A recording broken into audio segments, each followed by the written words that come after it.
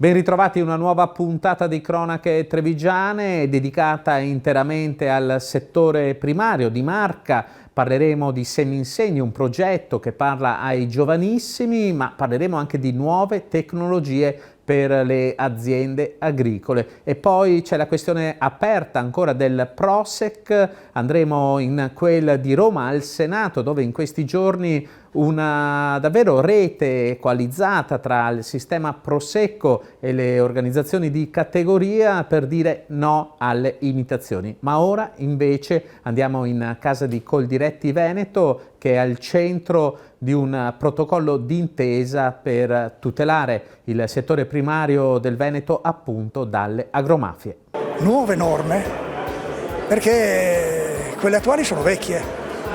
Risalgono al tempo in cui il problema dei problemi era l'oste che metteva un po' di acqua nel vino. Oggi il mondo è cambiato. Per il procuratore Giancarlo Caselli la soluzione è chiara. Servono norme per contrastare le infiltrazioni delle agromafie nel sistema territoriale.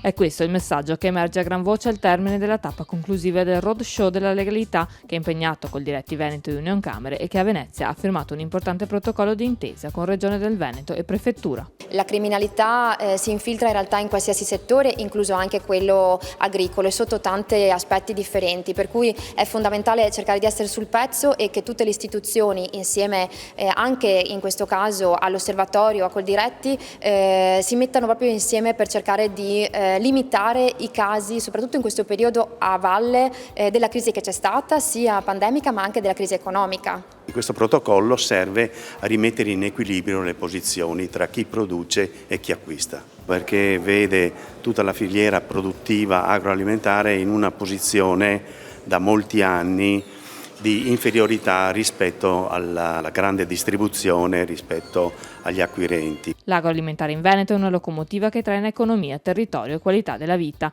un momento vulnerabile per le imprese del settore che registrano rincari altissimi delle materie prime, difficoltà che oggi più che mai espongono il comparto alle infiltrazioni criminali contro le quali le istituzioni si oppongono in modo sinergico. È un progetto che ha visto il sistema camerale impegnato in tutte le sue camere di commercio, che dura già da parecchio tempo, e quindi consolidare il presidio del territorio tra le istituzioni e le associazioni di categoria è a tutela delle nostre imprese e del consumatore. Parlare di ciò che arriva sulle nostre tavole, quindi del carattere di legalità che vi deve essere nella filiera agroalimentare, soprattutto nel mondo del lavoro legato anche all'agricoltura, e naturalmente di quelle che possono essere pratiche sleali e scorrette sui prodotti alimentari, è di fondamentale importanza perché riguarda la vita di tutti i cittadini. Non è interesse di questo o di quello, non è interesse di Coldiretti, non è interesse dell'osservatorio sulle agromafie, è interesse dei cittadini e degli operatori onesti avere qualcosa che li tuteli meglio.